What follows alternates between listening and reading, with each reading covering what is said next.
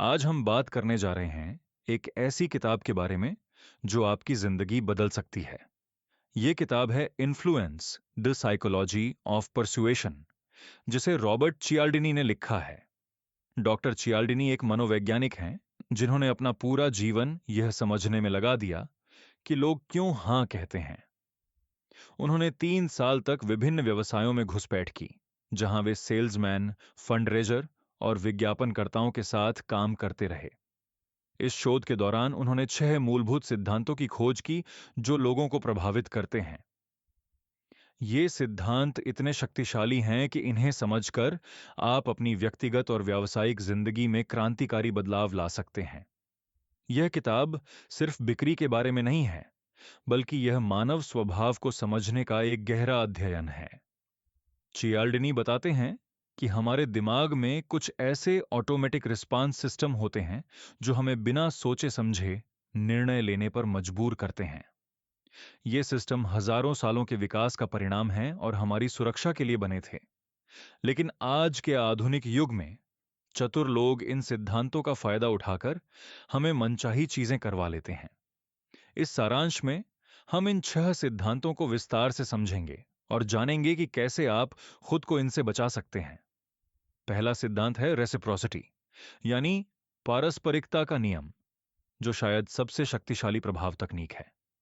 यह सिद्धांत कहता है कि जब कोई हमारे लिए कुछ करता है तो हम उसके बदले में कुछ करने के लिए बाध्य महसूस करते हैं। यह एहसान का कर्जा इतना मजबूत होता है कि हम अक्सर उस व्यक्ति के लिए भी कुछ कर देते हैं जिसे हम पसंद नहीं करते। चियाल्डिनी ने एक प्रयोग का जिक्र किया है जिसमें एक शोधकर्ता ने कुछ लोगों को मुफ्त में कोक पिलाई।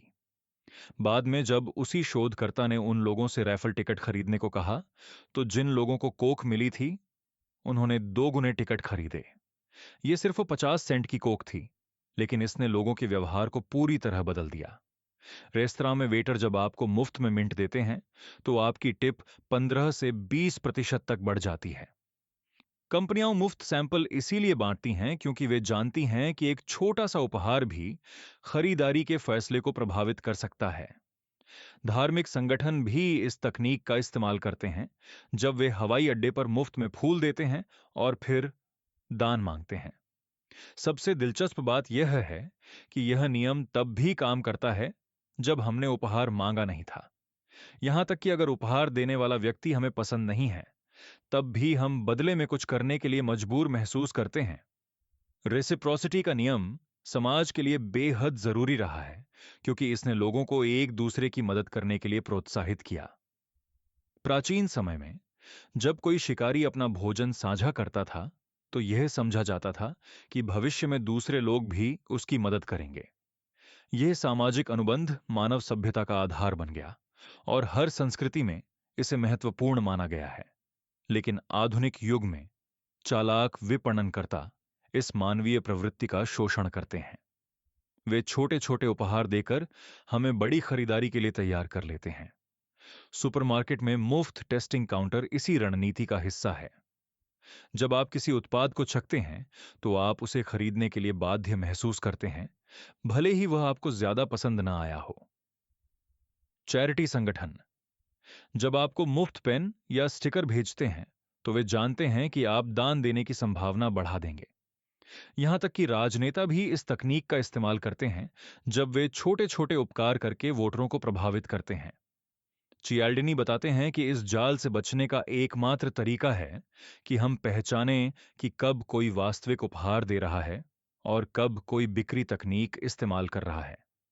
अगर कोई चीज हमें बिक्री की चाल के रूप में दी गई है तो हमें उसे स्वीकार करने में कोई हर्ज नहीं है, लेकिन हमें बदले में कुछ करने की जरूरत नहीं है।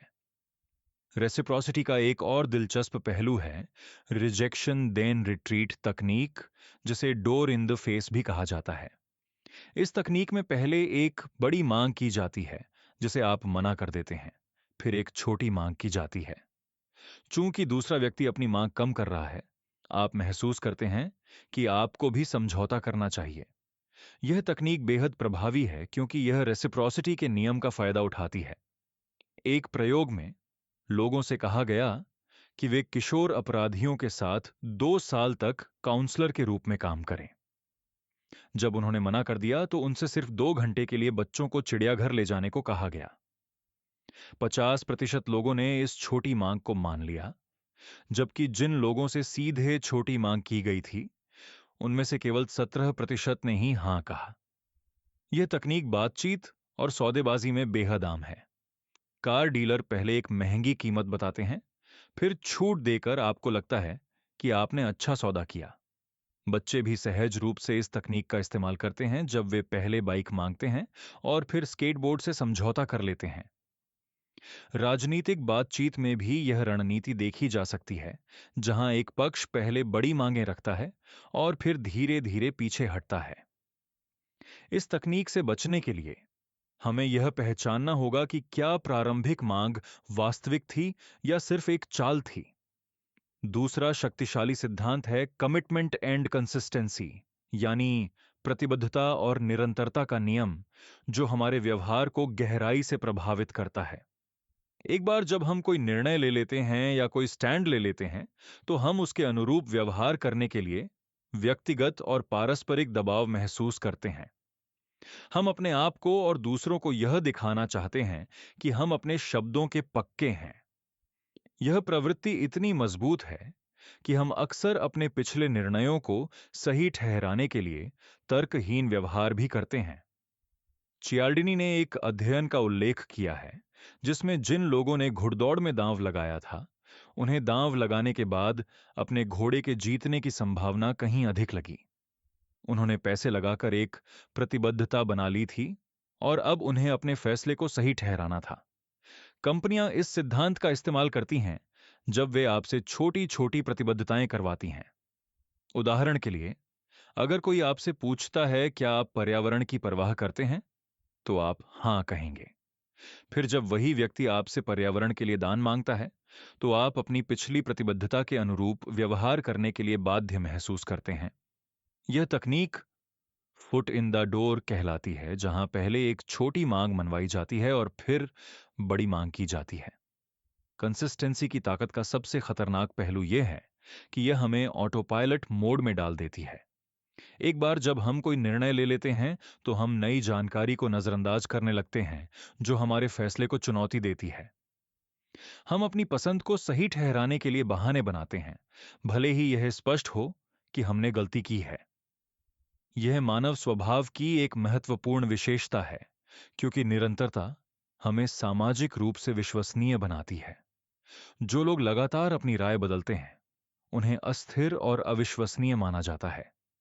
लेकिन यह प्रवृत्ति हमें मैनिपुलेशन के लिए कमजोर बनाती है।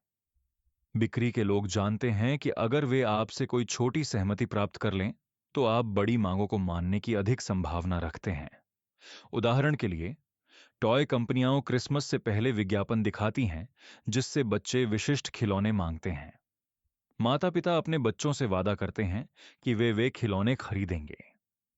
फिर कंपनियां जानबूझकर उन खिलौनों की कमी बना देती हैं, इसलिए माता पिता को कुछ और खरीदना पड़ता है। क्रिसमस के बाद वे फिर से उन खिलौनों को स्टॉक में लाते हैं और माता पिता अपनी प्रतिबद्धता को पूरा करने के लिए उन्हें खरीद लेते हैं। यह चतुर रणनीति निरंतरता के सिद्धांत का सीधा शोषण है। लिखित प्रतिबद्धताएं विशेष रूप से शक्तिशाली होती हैं, क्योंकि वे हमारे दिमाग में गहरी छाप छोड़ती हैं। जब हम कुछ लिखते हैं, तो यह हमारी पहचान का हिस्सा बन जाता है।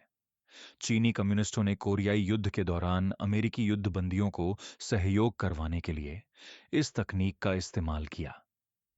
वे कैदियों से छोटे छोटे कम्युनिस्ट समर्थक बयान लिखवाते थे। एक बार जब कोई कैदी यह लिख देता था, तो वह धीरे धीरे अधिक सहयोग करने लगता था, क्योंकि वह अपनी लिखित प्रतिबद्धता के अनुरूप व्यवहार करना चाहता था।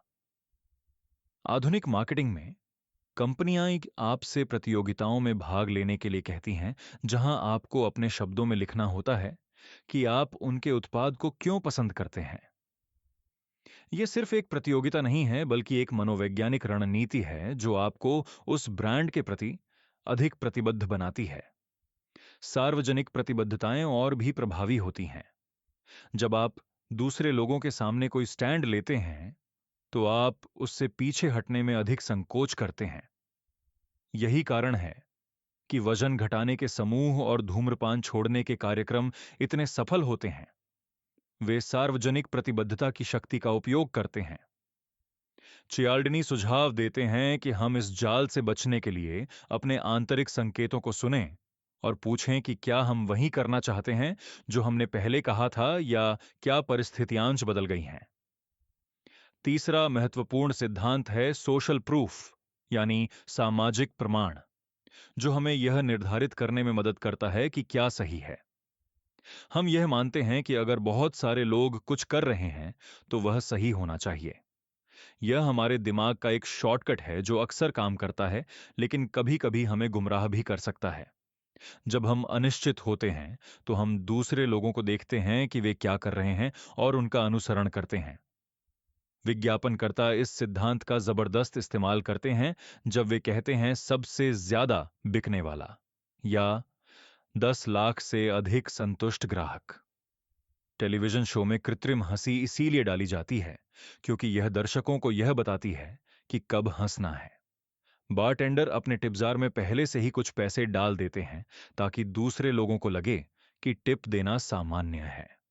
चैरिटी अपील में यह उल्लेख किया जाता है कि आपके पड़ोसियों ने पहले ही दान दिया है ताकि आप भी दान करने के लिए प्रेरित हों। रेस्तरां में लंबी लाइनें देखकर लोग सोचते हैं कि खाना अच्छा होगा, इसलिए वे भी लाइन में लग जाते हैं। यह सिद्धांत विशेष रूप से तब शक्तिशाली होता है जब हम अनिश्चित होते हैं और जब हम उन लोगों को देखते हैं जो हमारे जैसे हैं। सोशल प्रूफ का अंधेरा पक्ष भी है जो कभी-कभी ट्रेजेडी की ओर ले जाता है। कैथी जेनोवीज का मामला, जहां 38 लोगों ने एक महिला की हत्या देखी लेकिन किसी ने पुलिस को नहीं बुलाया, इसका एक भयावह उदाहरण है। प्रत्येक व्यक्ति ने दूसरों को देखा और सोचा कि अगर कुछ गंभीर हो रहा होता तो कोई और कार्रवाई करता। यह बायस्टैंडर इफेक्ट कहलाता है, जहां जितने अधिक लोग होते हैं उतनी ही कम संभावना होती है कि कोई मदद करे। लोग यह मान लेते हैं कि अगर दूसरे लोग चिंतित नहीं हैं तो स्थिति शायद उतनी गंभीर नहीं है। कल्ट और बड़े पैमाने पर आत्महत्याएं भी सोशल प्रूफ का नतीजा हो सकती हैं, जहां लोग दूसरों का अनुसरण करते हैं भले ही यह विनाशकारी हो। युवाओं में आत्महत्या की महामारी इस प्रभाव का परिणाम हो सकती है, जहां एक आत्महत्या दूसरों को प्रभावित करती है।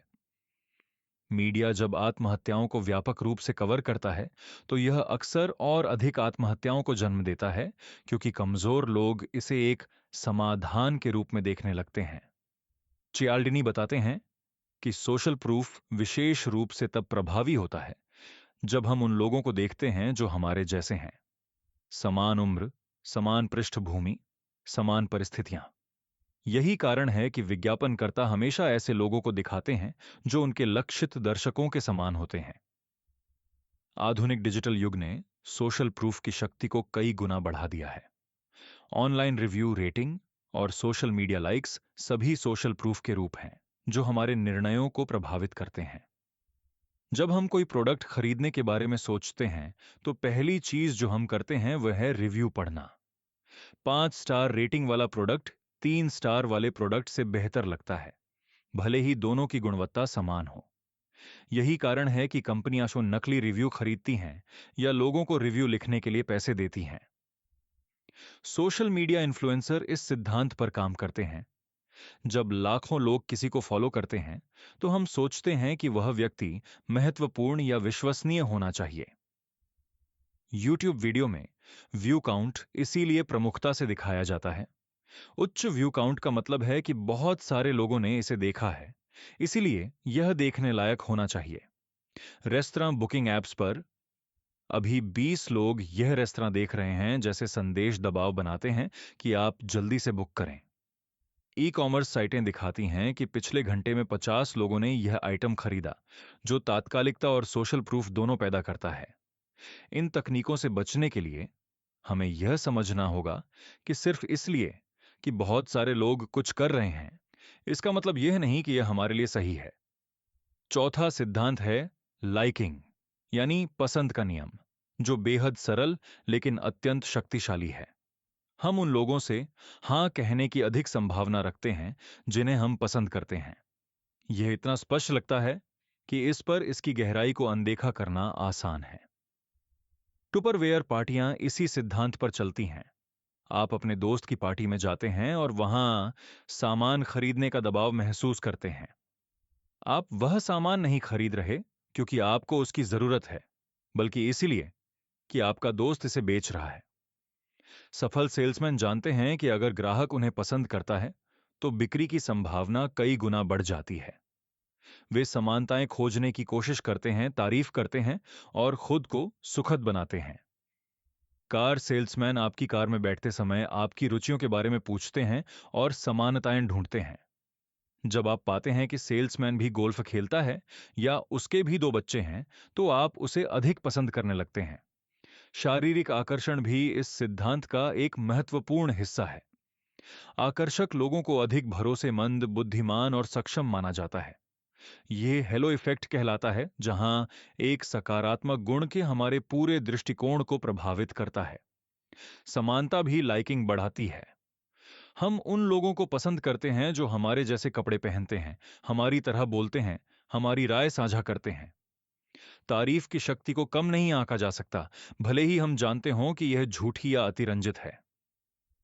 चियाल्डिनी ने अध्ययन उद्धृत किए हैं जो दिखाते हैं कि लोग तारीफ करने वालों को पसंद करते हैं, भले ही तारीफ स्पष्ट रूप से चापलूसी हो। जब कोई हमारी तारीफ करता है तो हमारा दिमाग खुशी के रसायन छोड़ता है और हम उस व्यक्ति के प्रति सकारात्मक भावनाएं विकसित करते हैं। सहयोग और टीम वर्क भी लाइकिंग बढ़ाते हैं, जो स्कूलों में जिग्सॉ क्लासरूम तकनीक की सफलता बताती है। जब विभिन्न पृष्ठभूमि के बच्चे एक साथ काम करते हैं एक साझा लक्ष्य की ओर, तो वे एक दूसरे को अधिक पसंद करने लगते हैं। संघर्ष और प्रतिस्पर्धा विपरीत प्रभाव डालती है। यही कारण है कि खेल प्रतिद्वंद्विता इतनी तीव्र हो सकती है। कंडीशनिंग और एसोसिएशन भी महत्वपूर्ण भूमिका निभाते हैं। हम उन लोगों को नापसंद करते हैं जो बुरी खबर लाते हैं, भले ही वे उसके लिए जिम्मेदार न हों। यही कारण है कि कंपनियां सेलिब्रिटी एंडोर्समेंट का उपयोग करती हैं। वे चाहती हैं कि हम सेलिब्रिटी के प्रति अपनी सकारात्मक भावनाओं को उनके उत्पाद से जोड़ें। मौसम रिपोर्टर अक्सर खराब मौसम के लिए दोष पाते हैं, भले ही वे केवल इसकी रिपोर्ट कर रहे हों। राजनेता खुद को विजेताओं और सफल लोगों के साथ जोड़ते हैं ताकि उस सफलता की चमक उन पर भी पड़े। पांचवां सिद्धांत है अथॉरिटी, यानी अधिकार का नियम, जो हमें उन लोगों की आज्ञा मानने के लिए प्रेरित करता है जो सत्ता की स्थिति में होते हैं। बचपन से ही हमें सिखाया जाता है कि अधिकार का सम्मान करना एक सकारात्मक गुण है। माता पिता, शिक्षक, पुलिस, डॉक्टर, ये सभी अधिकार के प्रतीक हैं जिनकी हम आज्ञा मानते हैं। स्टैनली मिलग्राम के प्रसिद्ध प्रयोगों ने दिखाया कि 65% लोग एक अधिकारी की आज्ञा का पालन करेंगे, भले ही इसका मतलब किसी दूसरे व्यक्ति को घातक इलेक्ट्रिक शॉक देना हो।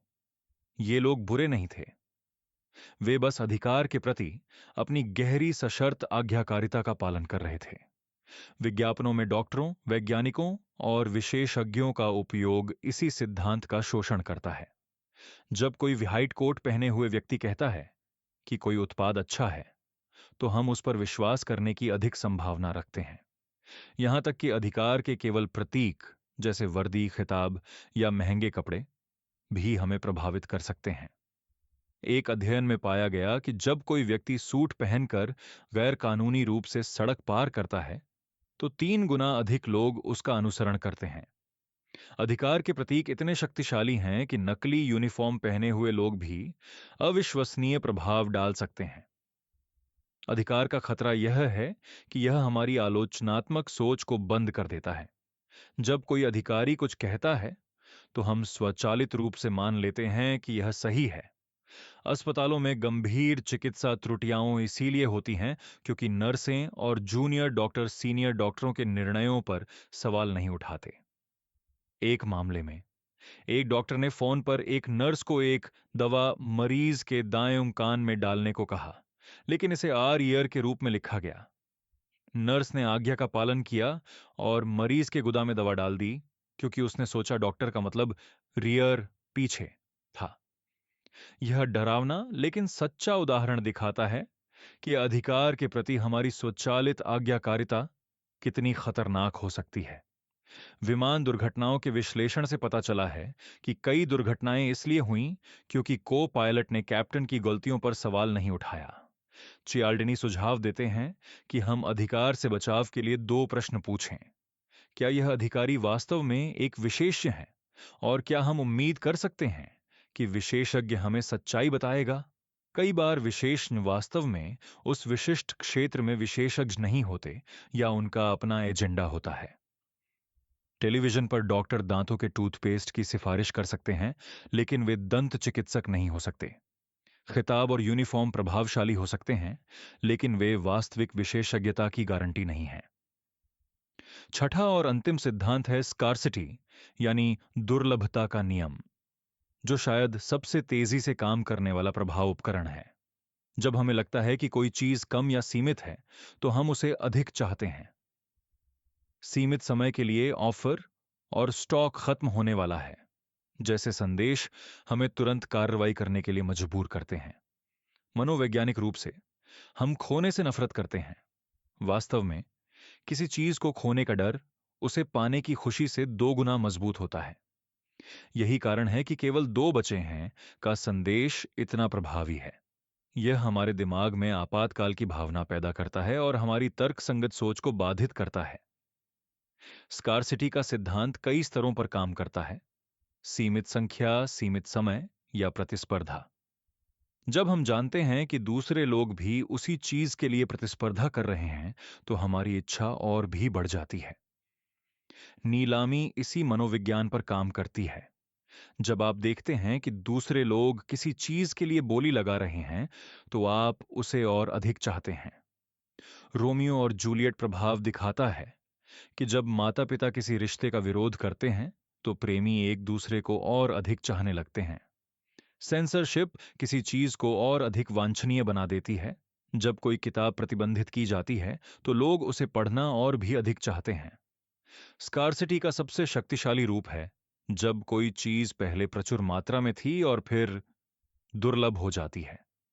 जिन लोगों ने स्वतंत्रता का अनुभव किया है और फिर उसे खो दिया है, वे उसे वापस पाने के लिए अधिक आक्रामक रूप से लड़ते हैं। यह रिएक्टेंस थ्योरी कहलाता है। जब हमारी स्वतंत्रता छीन ली जाती है, तो हम उसे वापस पाने के लिए बेचैन हो जाते हैं। बच्चे इसे सहज रूप से समझते हैं। जब आप उन्हें कुछ करने से मना करते हैं, तो वे उसे और भी अधिक करना चाहते हैं। भयानक 2 साल की उम्र में बच्चे लगातार नहीं कहते हैं, क्योंकि वे अपनी स्वतंत्रता स्थापित कर रहे होते हैं। किशोरावस्था में यह प्रवृत्ति और भी मजबूत हो जाती है। विपणनकर्ता विशिष्ट और सीमित संस्करण उत्पाद बनाकर इस मनोविज्ञान का फायदा उठाते हैं। जब नाइकी एक सीमित संस्करण स्नीकर जारी करती है, तो लोग घंटों लाइन में लगते हैं। कलेक्टर आइटम्स अपनी दुर्लभता के कारण मूल्यवान होते हैं, न कि उनकी वास्तविक उपयोगिता के कारण। चियाल्डिनी बताते हैं कि एक प्रयोग में लोगों ने कुकीज को अधिक स्वादिष्ट रेट किया जब जार में केवल 2 कुकीज थीं बजाय 10 के, भले ही वे बिल्कुल समान कुकीज थीं। जब 10 कुकीज वाले जार को 2 कुकीज वाले जार में बदल दिया गया, तो लोगों ने उन्हें और भी अधिक स्वादिष्ट माना। आधुनिक ई कॉमर्स ने स्कार्सिटी तकनीकों को एक कला के रूप में विकसित किया है। वेबसाइटें टाइमर दिखाती हैं जो ऑफर खत्म होने तक उलटी गिनती करते हैं, जो तात्कालिकता पैदा करता है। केवल 3 कमरे बचे हैं का संदेश आपको तुरंत बुक करने के लिए धक्का देता है। 10 लोग अभी यह देख रहे हैं का अलर्ट प्रतिस्पर्धा की भावना बनाता है। फ्लैश सेल्स, जो केवल कुछ घंटों के लिए चलती हैं, लोगों को बिना सोचे समझे खरीदारी करने के लिए मजबूर करती हैं। लिमिटेड एडिशन कलेक्शन ग्राहकों को लगता है कि उन्हें कुछ विशेष और अनोखा मिल रहा है। प्री ऑर्डर अब का विकल्प उत्पाद के लॉन्च होने से पहले ही उत्साह पैदा करता है। स्ट्रीमिंग प्लेटफॉर्म केवल इस महीने उपलब्ध का लेबल लगाते हैं ताकि लोग जल्दी से देखें। इन सभी तकनीकों का उद्देश्य हमारे दिमाग में FOMO, fear of missing out, यानी छूट जाने का डर पैदा करना है। स्कार्सिटी से बचाव के लिए चियाल्डिनी सुझाव देते हैं कि हम अपने आप से पूछें, क्या मैं इस चीज को उसके उपयोग के लिए चाहता हूं या सिर्फ इसलिए कि यह दुर्लभ है? अगर हम इसे केवल रखने या दूसरों के साथ प्रतिस्पर्धा के लिए चाहते हैं, तो हमें रुकना चाहिए। अगर हम इसका वास्तव में उपयोग करने वाले हैं, तो इसकी दुर्लभता मायने नहीं रखनी चाहिए। इन 6 सिद्धांतों को समझना एक चीज है, लेकिन वास्तविक जीवन में इन्हें पहचानना और इनसे बचाव करना पूरी तरह से अलग चुनौती है। चियाल्डिनी बताते हैं कि ये सिद्धांत इतने गहराई से हमारी मनोविज्ञान में समाये हुए हैं कि इन्हें पहचानना भी मुश्किल हो सकता है। जब हम किसी दबाव में होते हैं, जब हमारे पास कम समय होता है, जब हम थके हुए होते हैं, जब हम अनिश्चित होते हैं, तब हम इन ऑटोमेटिक प्रभाव हथियारों पर अधिक निर्भर हो जाते हैं।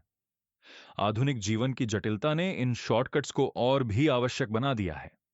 हम हर दिन हजारों निर्णय लेते हैं और हमारे पास हर निर्णय का पूरी तरह से विश्लेषण करने का समय या ऊर्जा नहीं होती। इसलिए हमारा दिमाग इन सरल नियमों पर निर्भर करता है। अगर एक विशेषज्ञ कहता है, तो यह सही होना चाहिए। अगर हर कोई कर रहा है, तो यह सही होना चाहिए। अगर यह दुर्लभ है, तो यह मूल्यवान होना चाहिए। ज्यादातर समय ये नियम हमारी अच्छी तरह से सेवा करते हैं।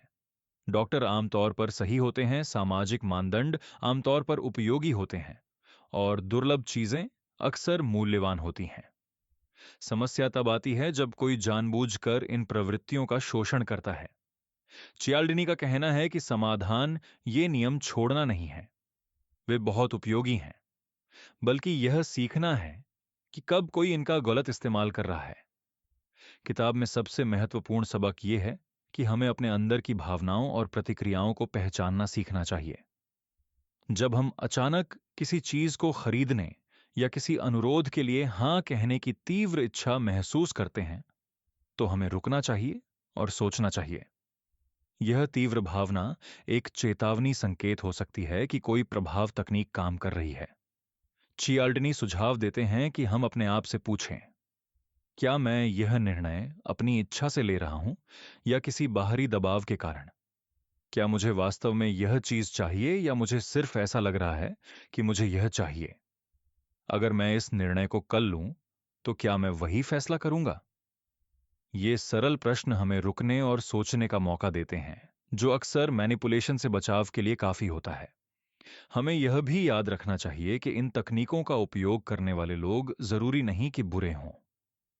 कई बार वे सिर्फ अपना व्यवसाय चला रहे होते हैं और उन्हें भी नहीं पता कि वे इन मनोवैज्ञानिक सिद्धांतों का इस्तेमाल कर रहे हैं।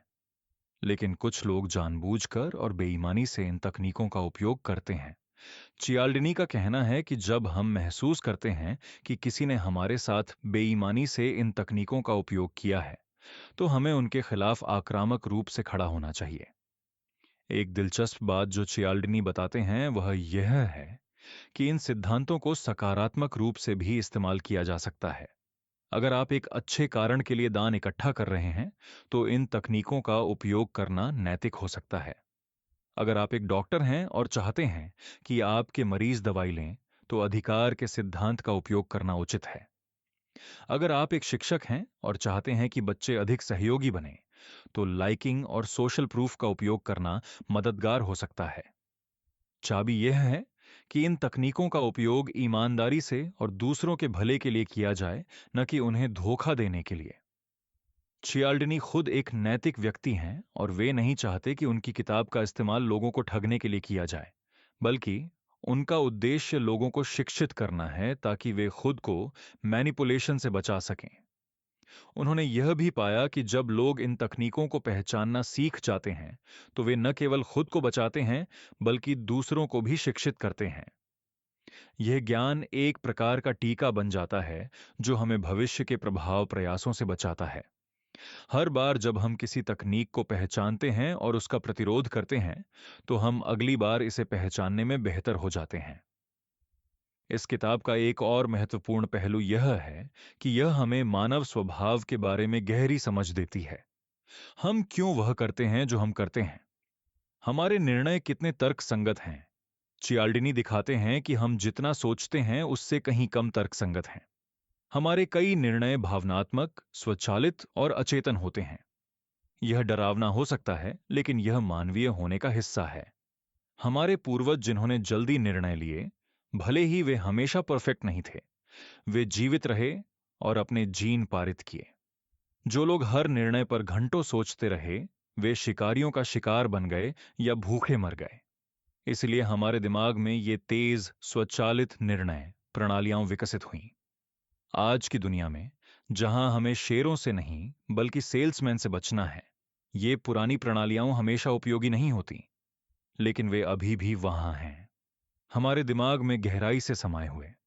चियाल्डिनी का कहना है कि इन प्रणालियों को समझना आत्म जागरूकता का एक रूप है। जब हम जानते हैं कि हमारा दिमाग कैसे काम करता है, तो हम बेहतर निर्णय ले सकते हैं। यह ज्ञान हमें शक्ति देता है, खुद पर नियंत्रण की शक्ति। हम अपने आप को यंत्रवत प्रतिक्रिया करने से रोक सकते हैं और सचेत विकल्प बना सकते हैं। यह आसान नहीं है, क्योंकि ये प्रवृत्तियां बहुत मजबूत हैं, लेकिन जागरूकता पहला कदम है। चियाल्डिनी की किताब हमें यह जागरूकता प्रदान करती है, और यही इसका सबसे बड़ा योगदान है। यह सिर्फ एक बिक्री मैनुअल नहीं है या मनोविज्ञान की एक सूखी पाठ्यपुस्तक नहीं है। यह मानवीय व्यवहार की एक आकर्षक खोज है, जो हमें खुद को बेहतर तरीके से समझने में मदद करती है। चियाल्डिनी ने अपनी किताब लिखने के लिए 3 साल तक विभिन्न संगठनों में छुपकर काम किया। वे कार डीलरशिप में सेल्समैन बने, टेलीमार्केटिंग कंपनियों में काम किया, फंडरेजिंग संगठनों से जुड़े और विज्ञापन एजेंसियों में समय बिताया। उन्होंने देखा कि सफल प्रभावकर्ता कैसे काम करते हैं, उनकी तकनीकों का अध्ययन किया और पैटर्न खोजे। उन्होंने पाया कि चाहे कोई कार्य बेच रहा हो, दान मांग रहा हो या वोट इकट्ठा कर रहा हो, वे सभी इन्हीं 6 बुनियादी सिद्धांतों का उपयोग कर रहे थे। यह कोई संयोग नहीं था। ये सिद्धांत सार्वभौमिक हैं, क्योंकि ये मानव मनोविज्ञान के मूलभूत पहलुओं पर आधारित हैं। चाहे आप किसी भी संस्कृति से हों, किसी भी उम्र के हों, ये सिद्धांत काम करते हैं। बेशक विभिन्न संस्कृतियों में इनकी ताकत भिन्न हो सकती है। कुछ समाजों में अधिकार का सम्मान अधिक मजबूत होता है, दूसरों में सामाजिक प्रमाण अधिक प्रभावी होता है, लेकिन मूल सिद्धांत हर जगह काम करते हैं। चियाल्डिनी ने अपने शोध में विभिन्न देशों और संस्कृतियों के अध्ययनों को शामिल किया और पाया कि ये सिद्धांत वैश्विक स्तर पर मान्य हैं। यह किताब अमेरिका में लिखी गई थी, लेकिन इसका अनुवाद 30 से अधिक भाषाओं में हुआ है और हर जगह यह प्रासंगिक पाई गई है। भारत में भी जब हम अपने चारों ओर देखते हैं, तो हम इन सिद्धांतों को काम करते हुए देख सकते हैं। बाजार में, मीडिया में, राजनीति में, हर जगह। किताब की एक और महत्वपूर्ण बात यह है कि चियाल्डिनी केवल सिद्धांतों की व्याख्या नहीं करते, बल्कि वास्तविक जीवन के उदाहरणों से भरपूर कहानियां प्रदान करते हैं। वे वैज्ञानिक प्रयोगों का हवाला देते हैं, ऐतिहासिक घटनाओं को याद करते हैं और अपने व्यक्तिगत अनुभव साझा करते हैं। यह किताब को पढ़ने में रोचक और समझने में आसान बनाता है। हर अध्याय में वे एक सिद्धांत प्रस्तुत करते हैं, फिर कई उदाहरण देते हैं कि यह कैसे काम करता है, और अंत में बचाव की रणनीतियां सुझाते हैं। उनका लेखन शैली सुलभ और आकर्षक है। वे जटिल मनोवैज्ञानिक अवधारणाओं को सरल भाषा में समझाते हैं। यही कारण है कि यह किताब न केवल मनोविज्ञान के छात्रों, बल्कि आम पाठकों के बीच भी इतनी लोकप्रिय है हुई। चियाल्डिनी में हास्य की भावना भी है। वे कभी कभी खुद पर हंसते हैं जब वे बताते हैं कि कैसे उन्होंने खुद इन तकनीकों का शिकार बना। यह मानवीयता किताब को और अधिक संबंधित बनाती है। हम सभी ने इन अनुभवों को महसूस किया है। किसी चीज को खरीदना जो हमें नहीं चाहिए था, किसी अनुरोध के लिए हां कहना जो हम नहीं करना चाहते थे। चियाल्डिनी हमें दिखाते हैं कि हम अकेले नहीं हैं, और यह हमें मूर्ख होने के कारण नहीं हुआ, बल्कि मानवीय होने के कारण हुआ। किताब का प्रभाव केवल व्यक्तिगत स्तर पर नहीं है, बल्कि व्यावसायिक और पेशेवर दुनिया में भी गहरा रहा है। मार्केटिंग के छात्र इसे अनिवार्य पाठ के रूप में पढ़ते हैं। बिक्री टीमों को इन सिद्धांतों पर प्रशिक्षित किया जाता है। नेता इन तकनीकों का उपयोग अपनी टीमों को प्रेरित करने के लिए करते हैं। राजनेता इन्हें अभियानों में लागू करते हैं। गैर लाभकारी संगठन इनका उपयोग अधिक दान इकट्ठा करने के लिए करते हैं। चियाल्डिनी ने व्यवसाय जगत में एक नई भाषा बनाई है। अब लोग रेसिप्रोसिटी रणनीति या स्कार्सिटी मार्केटिंग के बारे में बात करते हैं। उनकी किताब ने यह भी दिखाया कि मार्केटिंग केवल रचनात्मकता या सहज ज्ञान का मामला नहीं है, बल्कि यह विज्ञान पर आधारित हो सकती है। पिछले 40 सालों में इस किताब ने लाखों प्रतियां बेची हैं और इसे व्यापार और मनोविज्ञान की एक क्लासिक माना जाता है। यह उन कुछ किताबों में से एक है जो न केवल समय की कसौटी पर खरी उतरी है, बल्कि समय के साथ और भी अधिक प्रासंगिक हो गई है। डिजिटल युग में, जहां हर दिन हजारों विज्ञापन और प्रभाव प्रयास हम पर बमबारी करते हैं, यह ज्ञान पहले से कहीं अधिक महत्वपूर्ण है। चियाल्डिनी ने बाद में अपनी किताब को अपडेट किया और एक नया संस्करण प्रकाशित किया, जिसमें सातवां सिद्धांत जोड़ा गया, यूनिटी, यानी एकता। यह सिद्धांत कहता है कि हम उन लोगों से हां कहने की अधिक संभावना रखते हैं जिन्हें हम अपने समूह का हिस्सा मानते हैं। यह लाइकिंग से अलग है, यह गहरा है, यह साझा पहचान के बारे में है।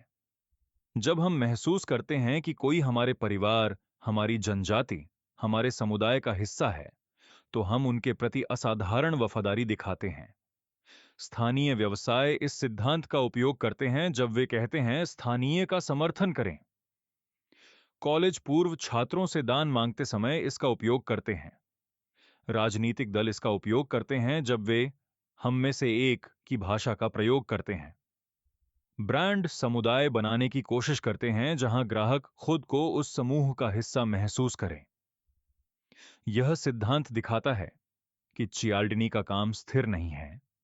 वे लगातार शोध करते रहते हैं और नई अंतर्दृष्टि जोड़ते रहते हैं, लेकिन मूल छह सिद्धांत किताब का दिल बने रहते हैं। और वे आज भी उतने ही शक्तिशाली हैं जितने तब थे जब वे पहली बार प्रकाशित हुए थे। अंत में, यह किताब हमें एक महत्वपूर्ण सबक सिखाती है। शक्ति ज्ञान में है।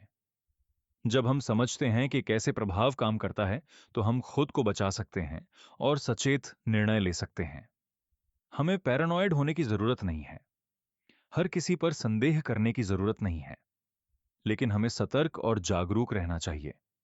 जब कोई हमसे कुछ मांगता है, तो हमें रुकना चाहिए और सोचना चाहिए, क्या वे किसी प्रभाव तकनीक का उपयोग कर रहे हैं? क्या यह वास्तव में मेरे हित में है? क्या मैं दबाव में निर्णय ले रहा हूं? ये सरल प्रश्न हमें बेहतर विकल्प बनाने में मदद कर सकते हैं। चियाल्डिनी हमें यह भी याद दिलाते हैं कि ये सिद्धांत नैतिक रूप से तटस्थ हैं। वे न अच्छे हैं न बुरे, वे केवल उपकरण हैं। उनका उपयोग अच्छे उद्देश्यों के लिए किया जा सकता है। लोगों को स्वास्थ्यवर्धक व्यवहार अपनाने में मदद करना, महत्वपूर्ण कारणों के लिए समर्थन जुटाना, सकारात्मक सामाजिक परिवर्तन लाना, या उनका उपयोग शोषण और मैनिपुलेशन के लिए किया जा सकता है। चुनाव हमारा है। Influence the psychology of persuasion सिर्फ एक किताब नहीं है, यह एक जीवन कौशल है, एक लेंस है जिसके माध्यम से हम दुनिया को देख सकते हैं और खुद को और दूसरों को बेहतर तरीके से समझ सकते हैं। तो यह थी रॉबर्ट चियाल्डिनी की महत्वपूर्ण पुस्तक की यात्रा। 6 शक्तिशाली सिद्धांत: reciprocity, commitment and consistency, social proof, liking, authority और स्कार्सिटी, जो हमारे जीवन में हर दिन काम कर रहे हैं। हर बार जब आप कोई विज्ञापन देखते हैं, हर बार जब कोई आपसे कुछ मांगता है, हर बार जब आप कोई निर्णय लेते हैं, ये सिद्धांत पृष्ठभूमि में काम कर रहे होते हैं। अब जब आप इन्हें जानते हैं, तो आप उन्हें पहचान सकते हैं। आप सचेत विकल्प बना सकते हैं। आप नियंत्रण में हैं। यह जागरूकता ही असली शक्ति है। मुझे उम्मीद है कि इस सारांश ने आपको इस महत्वपूर्ण किताब की मुख्य अंतर्दृष्टि प्रदान की है। याद रखें, ज्ञान केवल तभी मूल्यवान है जब हम इसका उपयोग करते हैं। तो अगली बार जब आप खुद को कुछ ऐसा करते हुए पाएं जो आपने योजना नहीं बनाई थी, तो रुकें और पूछें, कौन सा सिद्धांत काम कर रहा था? एक बार जब आप इसे पहचान लेते हैं, तो आप इसे नियंत्रित कर सकते हैं। यही चियाल्डिनी का उपहार है, आत्म जागरूकता और व्यक्तिगत शक्ति का उपहार। अपना ख्याल रखें और समझदारी से निर्णय लें। धन्यवाद।